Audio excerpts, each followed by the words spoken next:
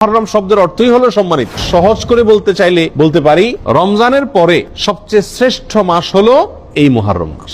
মুহররম মাসের একটি বিশেষ করণীয় আছে, আর সেই করণীয়টা হলো আমরা সংক্ষেপে আজকে জেনে নিব যে মুহররম মাসের কি গুরুত্ব কোরআন এবং হাদিসের দৃষ্টিতে আছে, এবং এই মাস উপলক্ষে একজন মুমিনের জন্য কি কি করণীয় আছে, আর এই মাস উপলক্ষে একজন মুমিনের জন্য কি কি বর্জনীয় আছে। আল্লাহ যে মাসকে সম্মানিত বলে ঘোষণা দিয়েছেন, মর্যাদাপূর্ণ বলে ঘোষণা দিয়েছেন, সেই মাসগুলো কখন আসে কখন যায়, বা কোন কোন মাস সম্মানিত মাস, কোন কোন মাস সাধারণ মাস, এ সম্পর্কে আমাদের সমাজে খুব একটা ধারণা নাই বললেই চলে। আমরা এখানে যারা আছি আমরাও বেশিরভাগ লোক জানি না কোনটা সম্মানিত মাস আর কোনটা সাধারণ মাস, ঠিক না ভাই? ঠিক। অথচ কোরআনে কারিমে আল্লাহ সুবহানাহু ওয়া তাআলা এই সম্মানিত মাস সম্পর্কে বেশ কয়েকটি আয়াতে বিস্তারিত বিবরণ উল্লেখ করেছেন। নবী সাল্লাল্লাহু আলাইহি সাল্লাম একাধিক হাদিসে এ বিষয়ে আলোচনা করেছেন। প্রিয় ভাইরা, অতএব যে মাসটি এখন চলছে মুহররম মাস, এই মাসটিতে অন্তত আমরা এই কথা বারবার চিন্তায় আনার চেষ্টা করি, মাথায় আনার চেষ্টা করি, মনে করার চেষ্টা করি যে যেই মাসটি শুরু হয়েছে 30 দিন পর্যন্ত এই মাসটি আল্লাহ সুবহানাহু ওয়া তাআলা 4টি মাসকে বিশেষ সম্মানিত মাস বলেছেন, তার ভিতরে অন্যতম সেরা সম্মানিত মাস এটি। মুহররম শব্দের অর্থই হলো সম্মানিত। সম্মানিত 4টি মাস মুখস্থ করে নিব: জিলকদ, জিলহজ, মুহররম, আর 4 নম্বর হলো রজব, রমজান মাসের আগের মাস। অতএব মুহররম মাসটি এই 4টি সম্মানিত মাসের মধ্যে আবার সবচেয়ে বেশি সম্মানিত মাস, সবচেয়ে বেশি মর্যাদাপূর্ণ মাস। আমরা আরো সহজ করে বলতে চাইলে বলতে পারি রমজানের পরে সবচেয়ে শ্রেষ্ঠ মাস হলো এই মুহররম মাস। সম্মানিত মাসের করণীয় কি? সবচেয়ে বড় কথা হলো সম্মানিত মাসের সম্মান দেওয়া।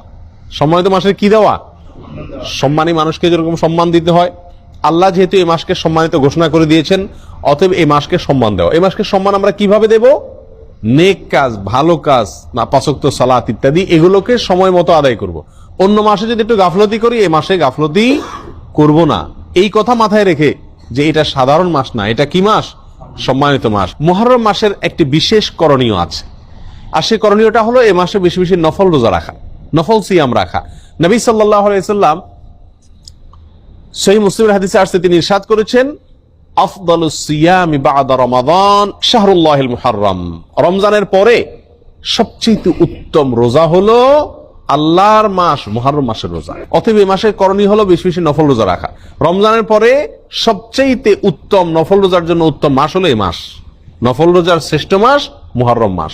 প্রিয় ভাইরা, আমরা বেশিরভাগ মানুষ মুহররম মাস উপলক্ষে আশুরার 1-2 রোজা রাখি, ওইটা আশুরা উপলক্ষে, ওটা ভিন্ন।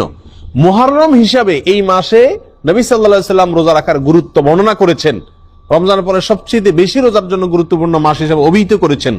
তিনি নিজে অবশ্য শাবানে রেখেছেন, এই মাসে রাখার সুযোগ তিনি পান না। এই মাসে রোজার ফজিলত নাজিল হওয়ার পরে তিনি রাখার সুযোগ পান নাই, তার আগেই হয়তো তিনি দুনিয়া থেকে বিদায় নিয়ে গেছেন, আর সেজন্য তিনি রাখতে পারেন নাই, কিন্তু আমাদেরকে জানাই গেছেন। প্রিয় ভাইরা, মুহররম তো প্রতিবারই আমাদের জীবনে একবার করে আসে, প্রতি বছরই একবার করে আসে। এই মুহররম উপলক্ষে যদি আমি 1-2টা রোজাও রাখতে না পারি, তাহলে আমি কি জবাব দেব রাসূলুল্লাহ সাল্লাল্লাহু আলাইহি ওয়াসাল্লামের কাছে?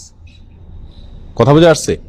এই মুহররম উপলক্ষে যদি 1টি রোজাও আমি না রাখি, তাহলে নবী সাল্লাল্লাহু আলাইহি ওয়াসাল্লাম যে মাসে রোজার এত গুরুত্ব বর্ণনা করছেন, সেটাকে আমি কোনো কি করলাম না, কেয়ারই করলাম না, পাত্তাই দিলাম না। ঠিক না ভাই? ঠিক। এই জন্য ভাই, সুযোগ অনুযায়ী অন্তত 1-2টা রোজা হলেও রাখার চেষ্টা করি। নিজে যদি রাখতে না পারি, নিজের বন্ধু বান্ধব, পরিবার যারা রাখার মতো সুযোগ আছে, ডিউটির চাপ নাই, কষ্টের ডিউটি নাই, তাদেরকে অন্তত উৎসাহিত করি, এবং নিজে মাথায় রাখি, নিয়ত রাখি, আল্লাহ যখনই তৌফিক দিবেন মুহররম মাস উপলক্ষে এই মাসে নফল রোজা রাখার গুরুত্ব রয়েছে, সেই জন্য অন্তত 1-2টা রোজা হলেও রাখার চেষ্টা করি। রাখবো তো ইনশাআল্লাহ। আল্লাহ তাআলা আমাদের সকলকে তৌফিক দান করেন।